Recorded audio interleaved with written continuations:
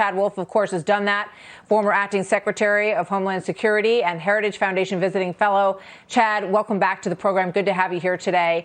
It just makes me think, Aisha's experience today, thank you, up in the chopper and then along the river and watching all of that closely. That's an experience that neither the president or the vice president has had. And it makes there's no substitute for actually seeing what it's like there.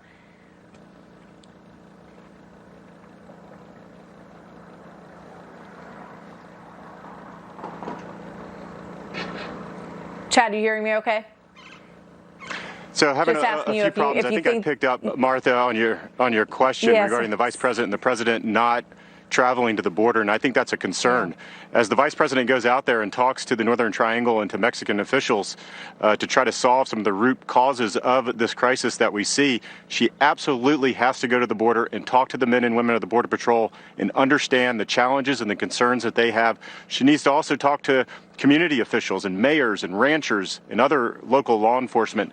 And not to do that, she will never get a full understanding of what's going on at that border.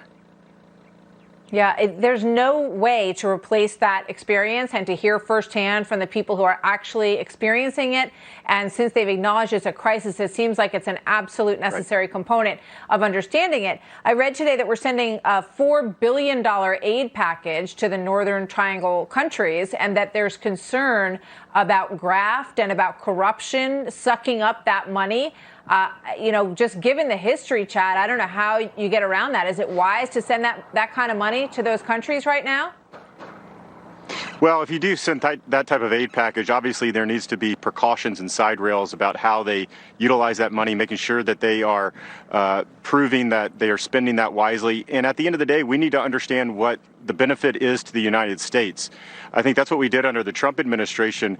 We withheld some foreign aid until we understood what their security measures were in place to help the surge back in 2019. And so my concern here is that just like we saw during the Obama administration, is they'll continue to send money down to the Northern Triangle.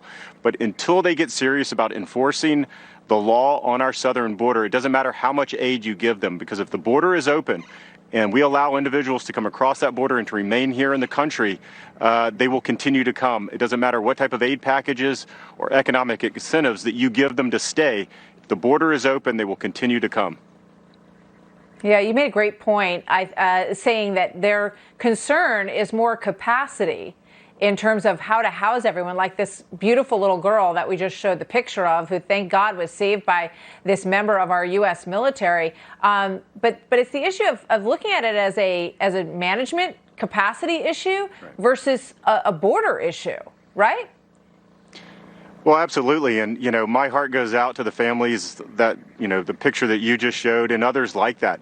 They are essentially being sold a lie by the administration when they're encouraging these folks to come, knowing that 90% of them do not qualify for asylum and will have to eventually be removed and deported back to their home countries, instead of enforcing the law, trying to help them seek asylum closer to home, closer to that Northern Triangle, and give them protections in Central America.